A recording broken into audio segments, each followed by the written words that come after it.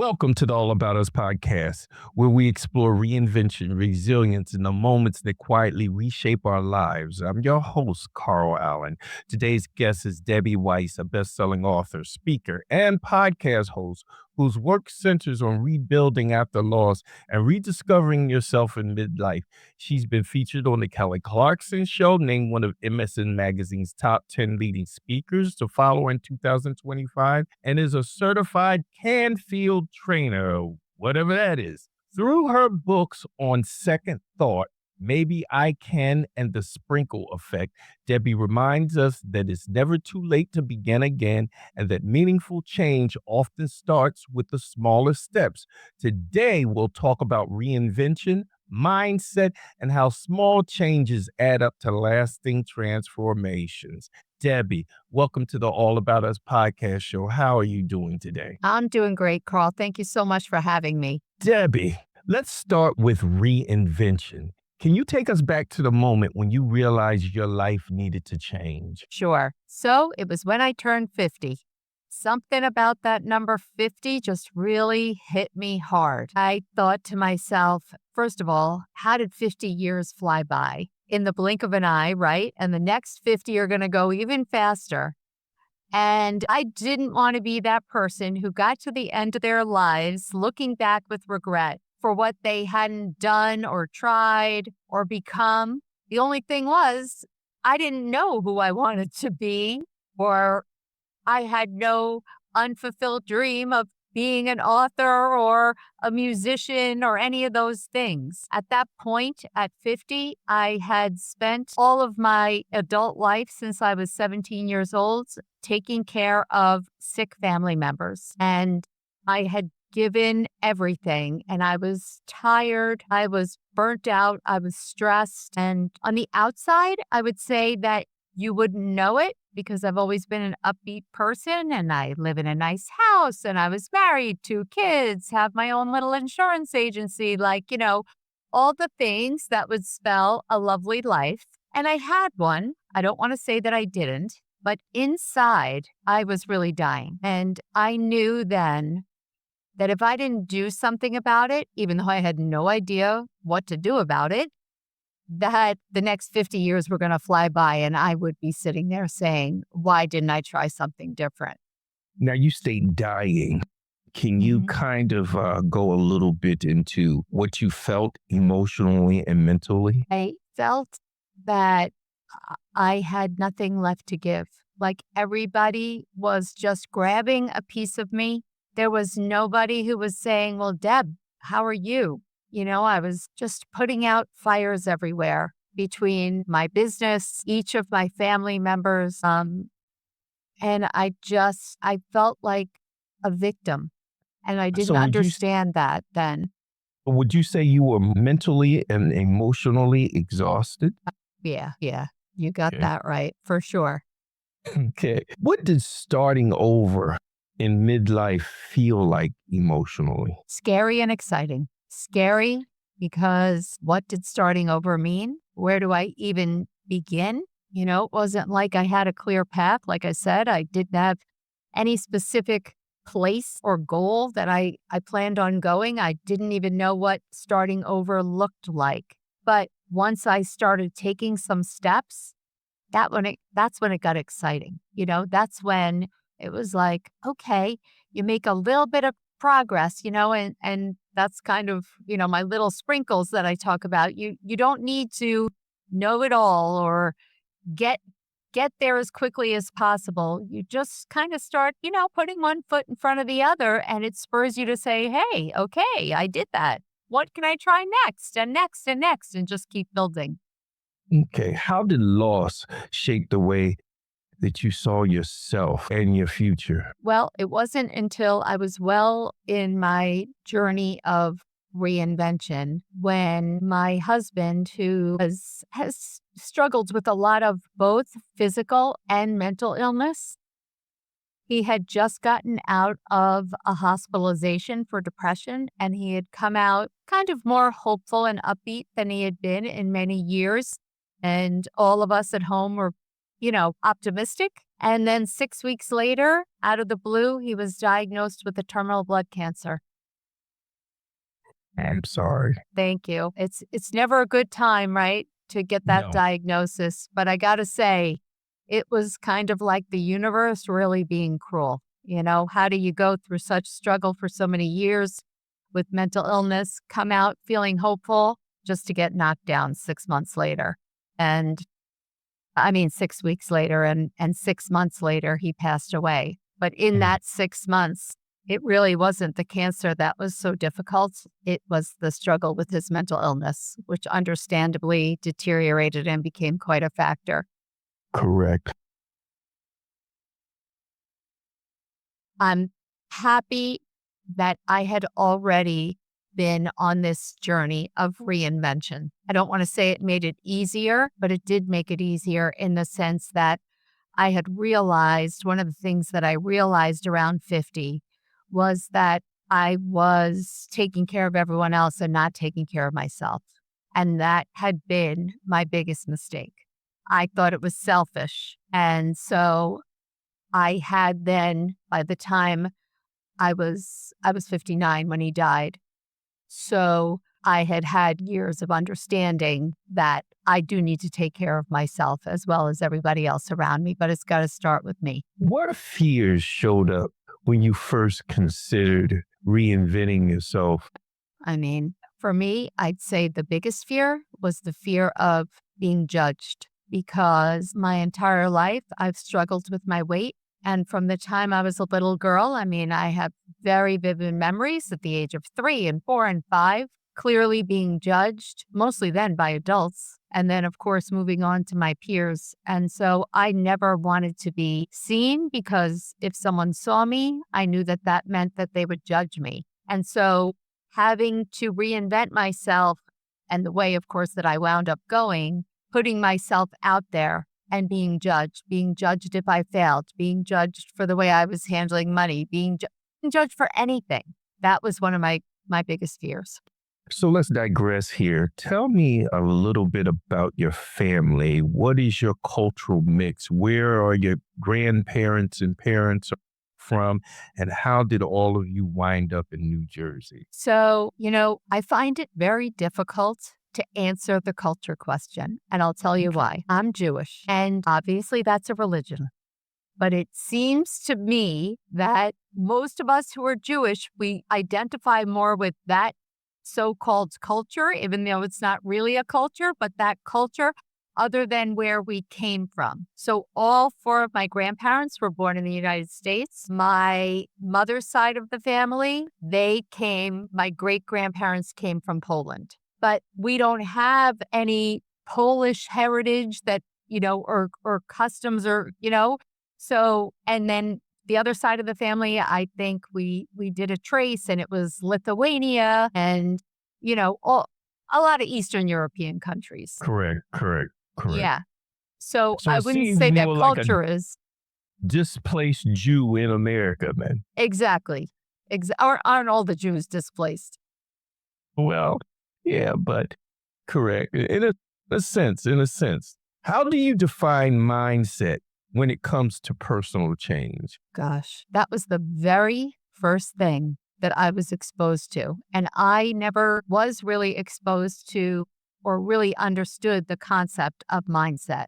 And once I did, it really blew me away because that was at the base of the core of all of change. Because I realized it was all in the way I thought. It actually, the very first thing that happened after I turned 50 was I decided to finally tackle my weight issue. And I say finally, of course, I tried 5 billion times from the time I was, literally 9 years old until 50, but I decided that I was going to approach it differently. And that approach all was in my mind.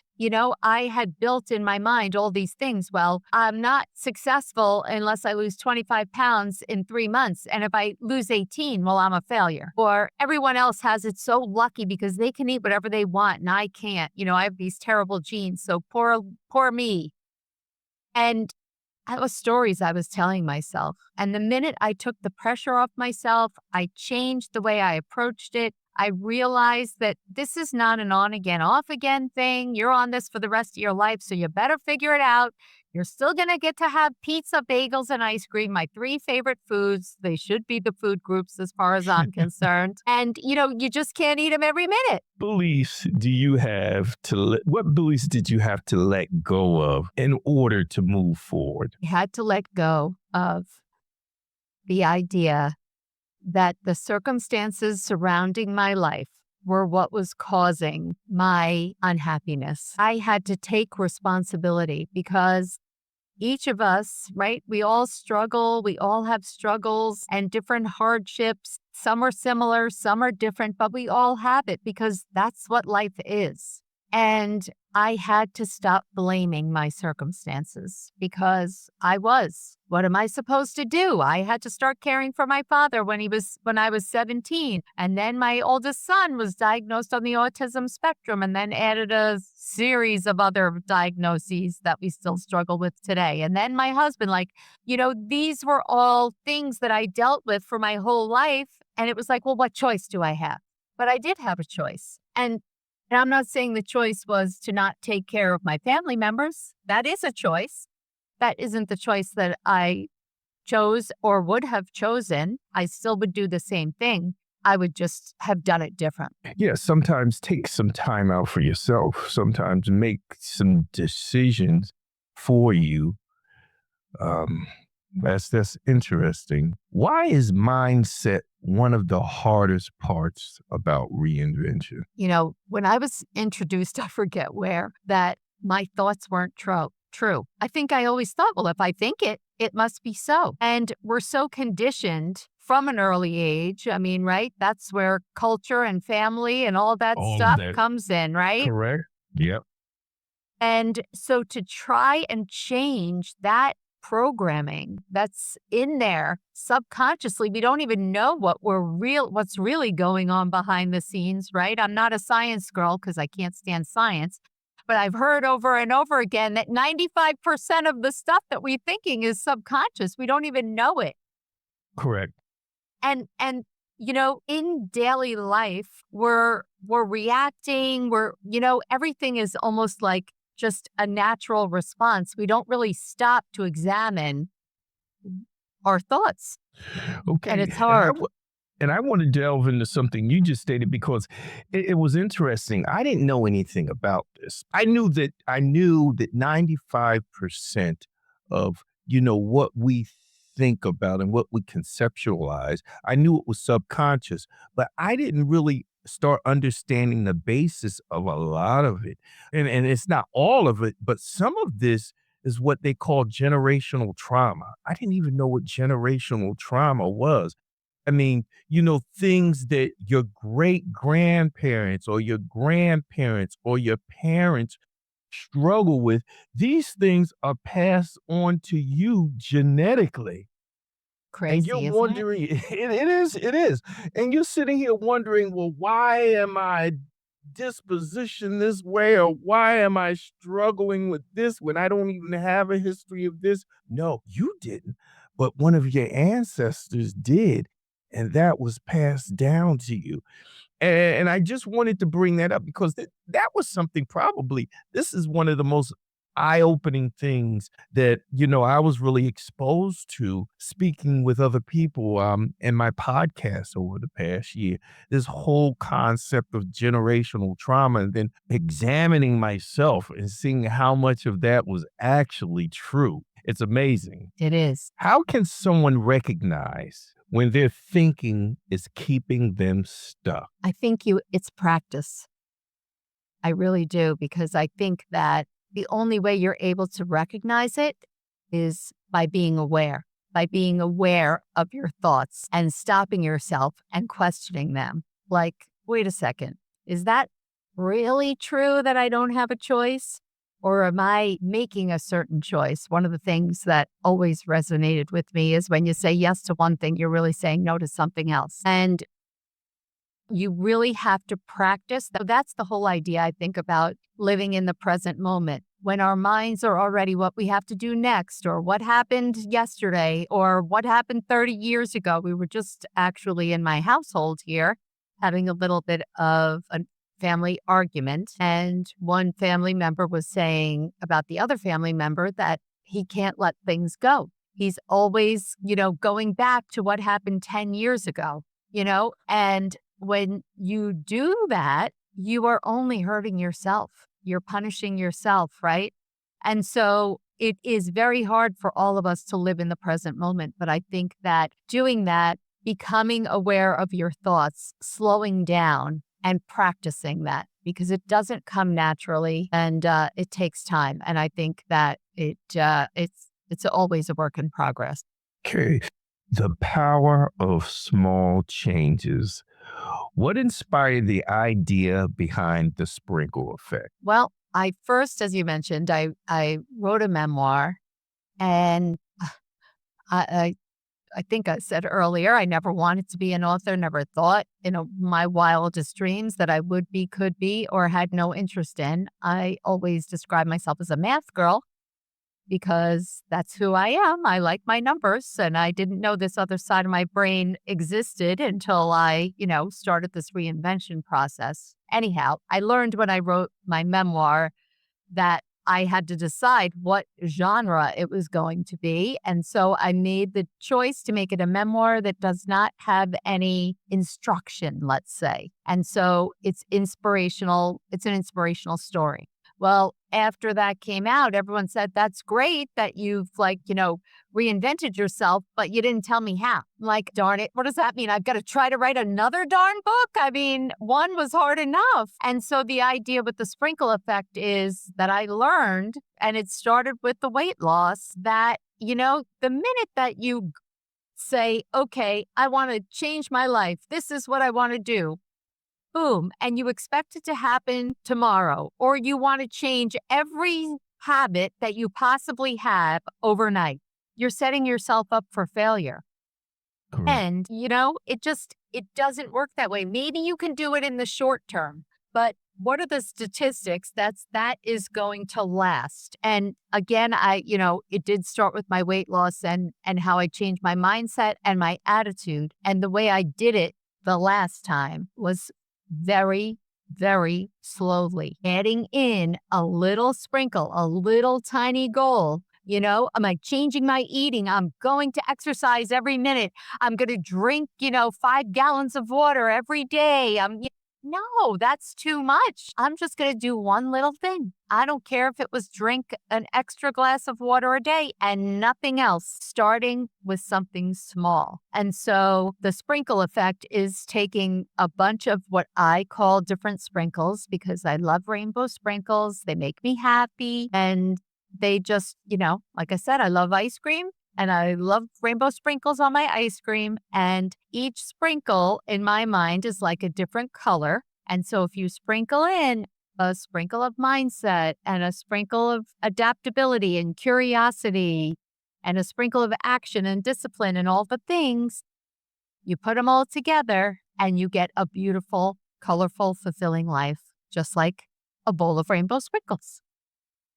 Why do you believe small changes work when all of these big resolutions always fail? No, that's why they fail. Right? Everyone says, okay. I think actually, as we're recording this, I saw maybe it was like January 9th or January 11th. I don't remember. I forget what they call it, but it's like, that's the day that most resolutions fail. And like by the end of January, as a matter of fact, I was at the gym last week and it's a class that hardly has any of us. And now it was like standing room only. It's like, oh, darn it. Welcome to January.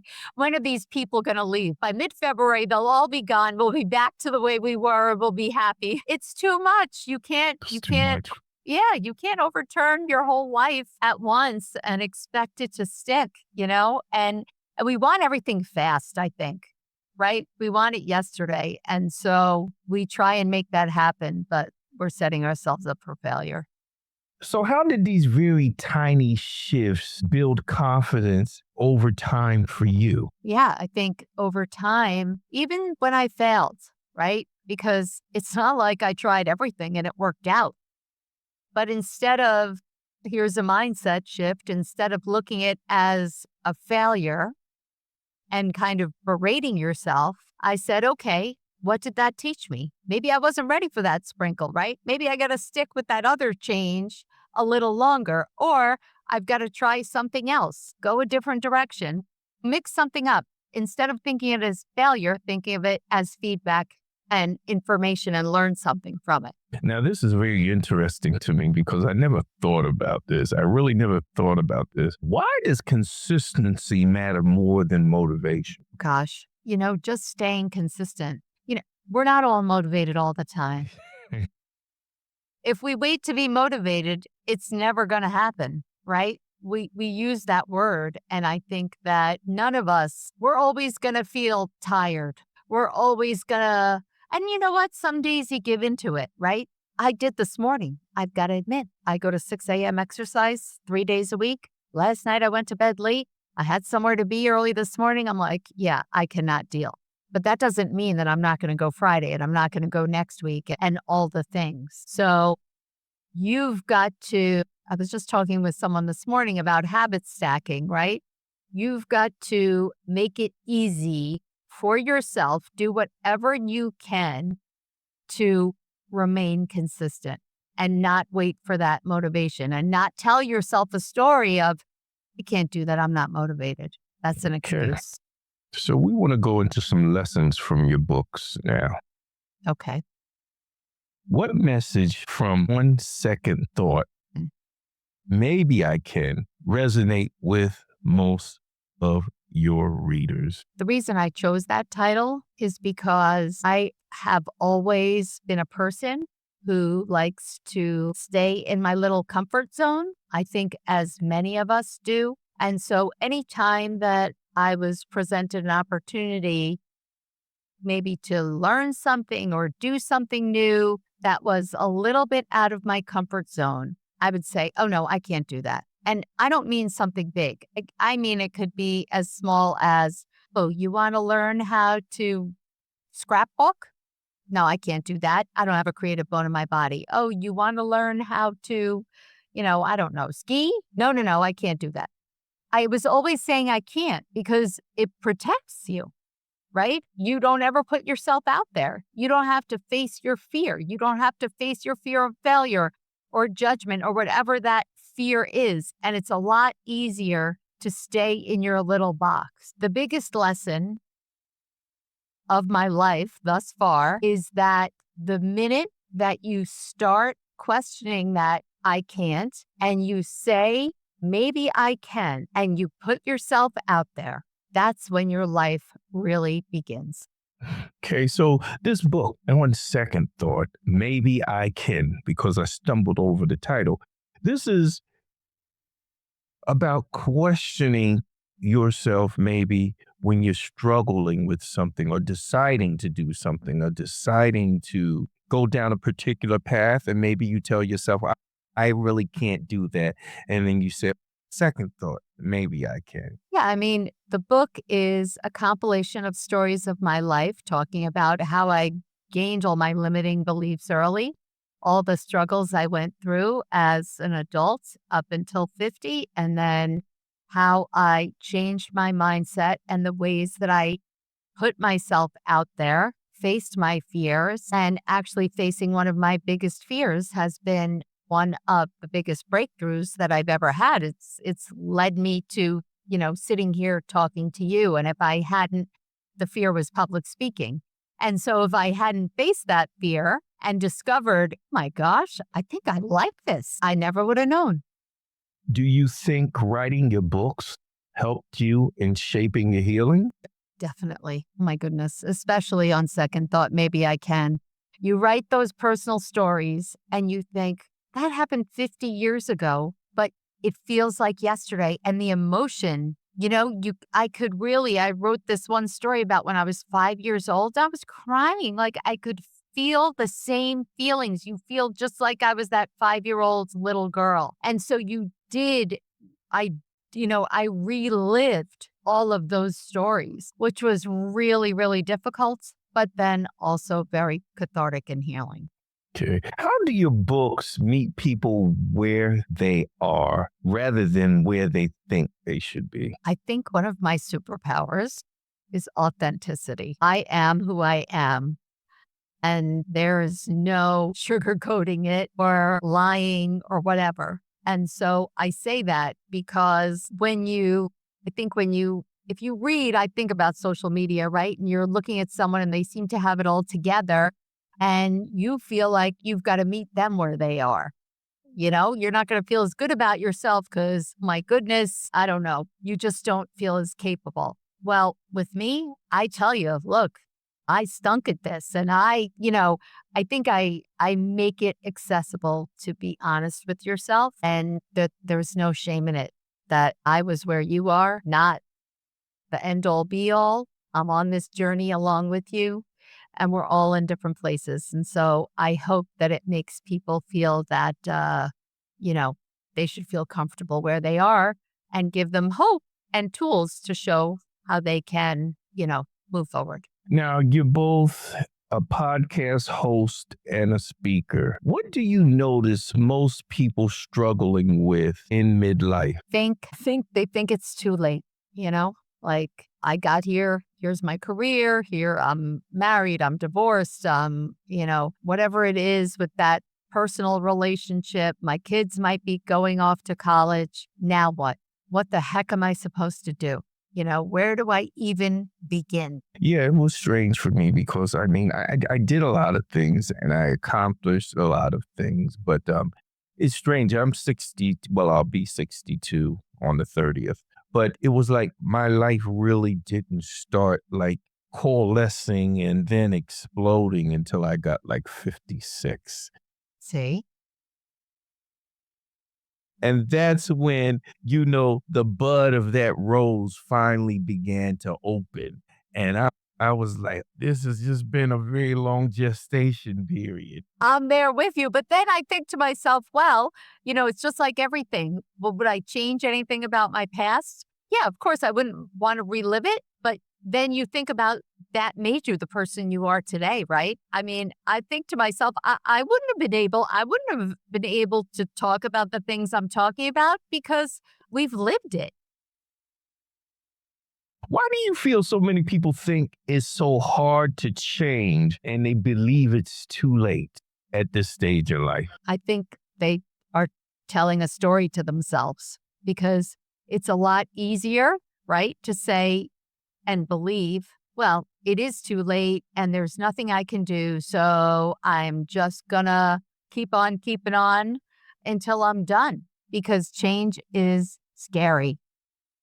Well, that's the biggest tragedy in life. A lot of people don't see. Lying to yourself is far easier than telling the truth to yourself, than being honest with yourself. Lying to yourself is very, very easy to do. It certainly is. You can tell yourself anything you want to hear. Very much so. How do you help people reframe age as an asset rather than a limitation? Well, there you go. Just like I just said to you, it took us all this time to get here. We have so much knowledge. We have so much wisdom. Many times people are at a point financially where they might be in a different position. The world is your oyster, as they say. It's a place of power instead of as people feel like you're slowing down. When I don't know about you, Carl, maybe I should save this for a question I'm going to ask you. But when I hear some of my friends say they're looking forward to retirement, and yes, for my day job, eventually I'd like to retire. Right now it's fine. But I think to myself, I'm never going to retire from this, right? I don't want to retire from this because it's my passion and I want to share that message and I want other people to live their lives as fully as possible. So as long as I can keep talking, I'm going to keep talking no matter how old I am. No retiring. What role does community play in personal transformation for you? I think community is very important for me. I learned, dipping my toe into this whole strange world, online world of podcasts and author and all of this stuff. My family members and friends, it was something that was foreign to them. I think they thought I was out of my mind because none of them were in the same place that I was. But you too. But then when you find for me, and I'm guessing maybe for you, because now we do have this amazing internet where you can connect with people from all over the world and you can find other people who understand where you're coming from, what you're looking to do, and to have an online community, and of course, any kind of community. I personally don't have it in person. When Okay. it comes to what I'm doing now, it's very helpful to have people who just get it. How did you begin to trust yourself Mm. after going through, especially that tremendous period of loss with your husband? So, things just, whether we want to say it's God, the universe, whatever you believe, I'll tell you, they have a way of working out. My husband died December 30th, 2022. Yeah, Sorry. thanks. And this is going to sound crazy. 2023 was literally the best year of my life, It aside from happens. the fact that I lost my husband. It happens One because it, amazing thing happened after another. And mm. I swear that's why I'm saying it was like But that's someone what was just rebuilding is smiling all at me. about. That's what rebuilding is all about. All the Yes. steps start coming one after another, one after another, one after another. What does rebuilding look like when grief is still present? Well, I was just at a meeting this morning and a woman was giving a talk and grief was kind of part of it. And she said, grief never leaves. No, It just it doesn't. shifts, right? And it just changes. And I think that unfortunately, when my husband, like I said, he struggled with mental illness, and I was actually writing on second thought, maybe I can, while my husband was dying. And he was saying to me, well, you're planning for when I'm gone, which was not the case. Everything was happening well before that. It had nothing to do with him. And so sometimes I find it difficult, especially that I did have such an amazing year in 2023. And people would say, oh, your husband's smiling down. I'm thinking, oh, no, he's not. He's thinking, oh, this is exactly what you had planned. So that was my own kind of internal struggle to feel that grief, but yet allow myself to also feel some happiness simultaneously without guilt. How can people honor what they've lost without still being defined by it? Do you mean what they've lost as in a person? Like in my A case, my husband? person, yeah, your husband, a business, or whatever, any type of tragedy. Well, with my husband, I can say that I talk to him all the time. Okay. And sometimes I tell him, sorry, I'm loading the dishwasher this way, even though I know you didn't like it. But now it's my dishwasher to get to do with what I want. Exactly. And other times, ask him, what the heck am I supposed to do with these kids of ours? It hits me so hard because a lot of people really don't take the time to define their life in two terms: struggle and growth, survival and growth. So, what helped you move from survival to growth? I'm a kind of person that I didn't even know. Sometimes people say, what makes you resilient, which is kind of really what the question is. And I don't know what the answer to that is for each individual person. I would say it's putting one foot in front of the other. Some people, struggle and they can't get out of bed for, months. That's not me. I just felt like I had to keep living. That doesn't mean, my goodness, for the first year that I wasn't crying many times in a day. And that's okay. We're supposed to feel that. We're supposed to feel grief, but you've got to let it move through you I think I always go back to, in my mind, we have one shot at this. We have one life to live. And is this the way that I want to live my life? I want to give myself every opportunity to live the best, biggest, most fulfilling life that's possible. So, what's one little step that I can take today?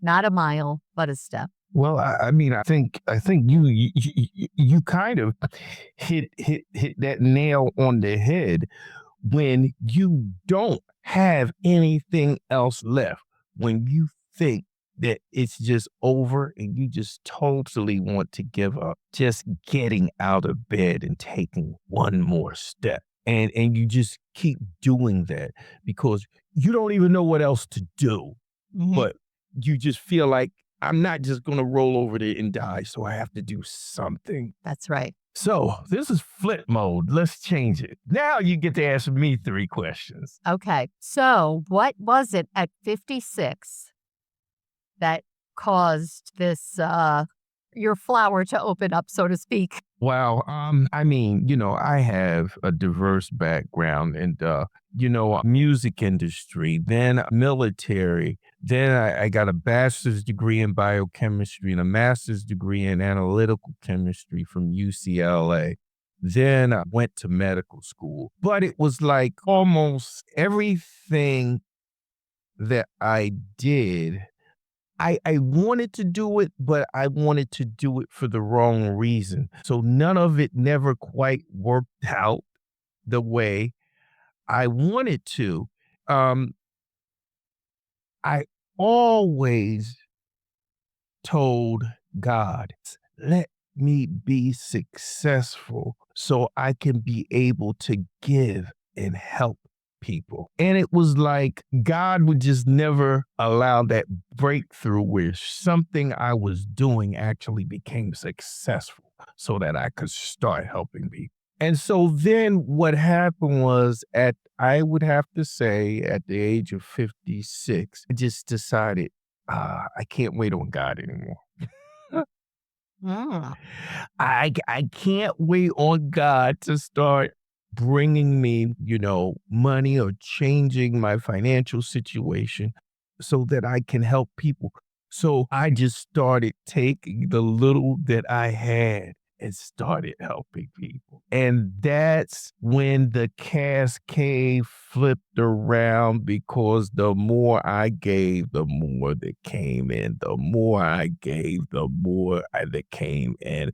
And it just was like a snowball rolling down a hill that continued to grow. Then I was able to start a nonprofit, international nonprofit, social justice nonprofit for everybody, no matter what your race, color, whatever, religion, whatever. Social justice nonprofit for everyone called Stand Up and Do Something. Then this podcast show came out of it.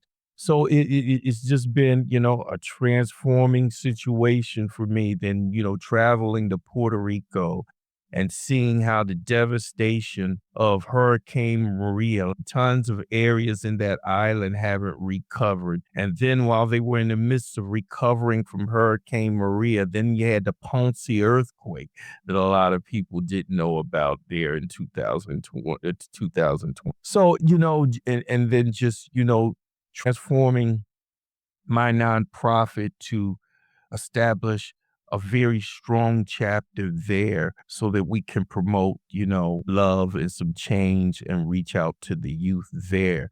So like I said, I think it was me, just taking what I had and just doing what I wanted to do with what I had, even though it wasn't much. That's what seemed to turn everything around for me. I love that. All right. So, how does culture come into play in your story? That's interesting because as African Americans, we're displaced and we were stripped from our culture. We had to come here to America to create our own culture. But the most hurtful thing about it is the culture that we created seems like everybody else profits and makes money off of it. If you can understand what I mean.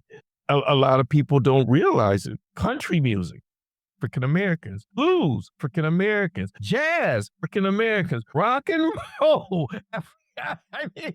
mean, and that's just in music. That's just in music. But it seems like everything we had to come here and we had to create something and we created, and I won't say we aren't the masters of it, but we just never figure out how to monetarily take advantage of what we created. Other people prosper off of what we create. And you know, it's painful to watch it, but it just happens time and time over and over again, and it doesn't stop. I mean, you go into history, Jack Daniels, that they learned that recipe from a slave.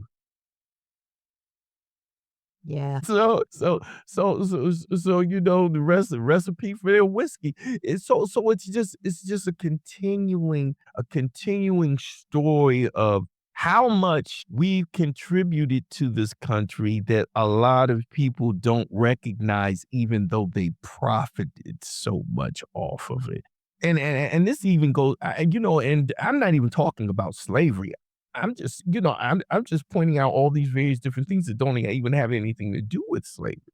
Right. So I think that is, one of the most I laugh at it to keep from crying because, culturally, just trying to collectively get us to understand that and get us to recognize, in ourselves and have some self pride and some self esteem that, no matter what someone says about you or why don't you come back where you came from? I'm sorry. Anyone who isn't an American Indian came from somewhere else. So we're Exactly.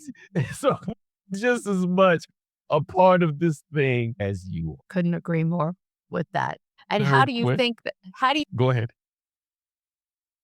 treatment has personally shaped your journey? Well, I'm strange because I was always academically gifted. So I've spent most of my academic and professional life around white people. And so I'm comfortable in that environment, but I only think that I was perceived as different and I never got as much resistance because of my intellect. My intellect kind of like catapulted me so far, and the gifts that God gave me catapulted me so far above racism, bias, or anything else that they saw me more as an advantage than a disadvantage. So they said, well, we're going to treat you different than we treat everybody else. But that doesn't mean that the differences and distinctions were not there. But see, I'm never the type of person to race bait. I believe that if you have a gift or you have a talent or you have a dream and you focus on it, no matter what the challenges is, you can break through and you can make it happen. Absolutely. I'm with you. I don't know about that. Practical steps for listeners. What is one small change someone can make today? Be honest with yourself. Truth. Just what we Yeah. said earlier. Be honest, like really be honest. Take a good hard look at those stories and say, is that really true?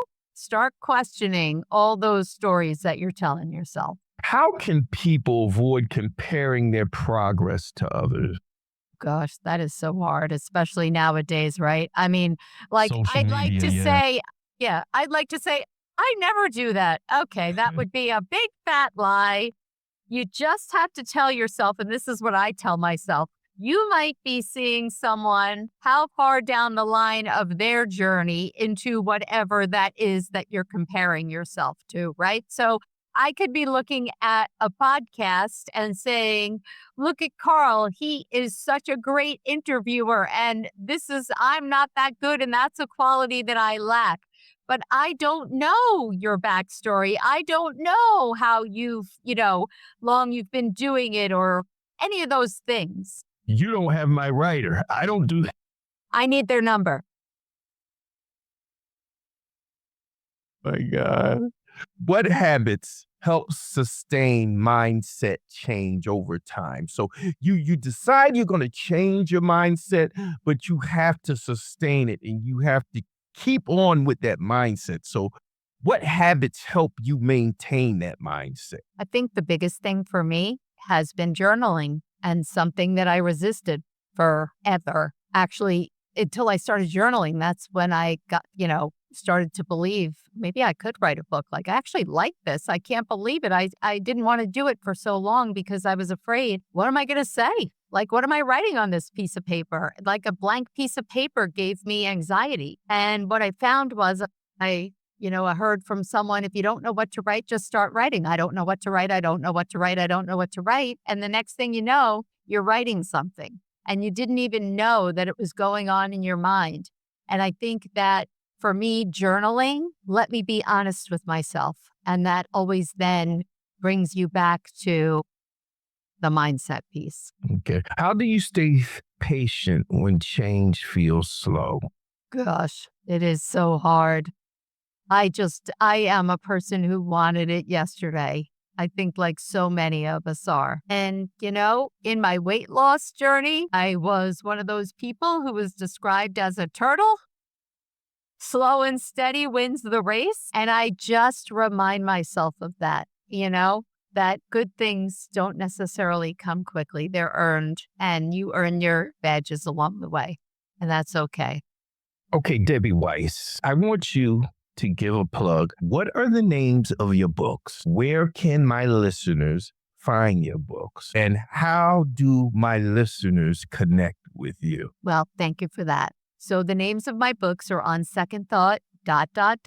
Maybe I Can, and The Sprinkle Effect. And The Sprinkle Effect has an accompanying workbook and other things that go with it. And I think the easiest place to find it all is on my website, which is DebbieRWeiss.com. You have to put the R, otherwise you're going to wind up buying a piece of real estate from a California realtor named Debbie Weiss. Okay. Once again, as my listeners know, all this information is always in our promos and our show notes. So if you want to connect with Debbie Weiss, you're interested in some of the things we were talking about and discussing today, you can look on the promos for the show, or you can look in the show notes. How do you define success at this stage of your life, Debbie? That's a good question. Of course, the natural first thing to think about is money. But I don't think that that's the case anymore. I remind myself, being happy, being content, feeling fulfilled, that's success. What excites you most about what's ahead for you? What do you think you might want to do next? What's coming next? So I'm stepping way out of my comfort zone, actually, this weekend, facing a fear and going to a conference of the Society of Children Writers and Illustrators, because I want to take my Sprinkle Effect concept and turned it into a children's book series. Great idea. Great idea. Great idea. How do you continue to reinvent yourself personally? Gosh, every darn day, right? Every day. I don't know, I there's no clear path. You go down one, you pick the one fork in the road and see where it leads. And I am very open. What would you say to someone standing at the edge of change right now? Gosh, it's so exciting. It's scary, it's exciting, but just knowing, even when you feel that fear, what's Do it. waiting for you on the other side is well worth it. Do it. Fear never goes away, right? We think, oh, I'll wait until I'm not afraid. You'll never not be afraid. Nike has it right. What has reinvention taught you about yourself? My goodness, so much. I mean, I didn't know myself completely. I probably still don't know myself completely, but I discovered new things that I am good at, that I'm passionate about, that make each and every day exciting. It's amazing, literally amazing that at this stage that I found a whole new person. And finally, what does it mean to you to believe it's never too late? When I wrote On Second Thought, Maybe I Can, I wound up in a room of 15 authors with Jack Canfield, who wrote Chicken Soup for the Soul series. And I thought, oh my goodness, I'm going to be the oldest person in this room. And I was the youngest. There were Oh, amazing. people in their 80s writing a book for the first time, 85 years old, 86 years old. I mean, I was blown away. As long as we're on this earth, it's never too late. Debbie, thank you for sharing your journey, your wisdom so openly. Your work reminds us that change doesn't have to be loud or overwhelming. Sometimes it begins with a single thought and a small intentional step. To our listeners, Debbie Weiss's books and teachings offer a steady reminder that reinvention is always possible, no matter the season of life. This has been the All About Us podcast, where we explore the courage to begin again and the quiet shifts that make all the difference. Until next time, stay open, stay curious, and keep sprinkling change into your life. Have a great day.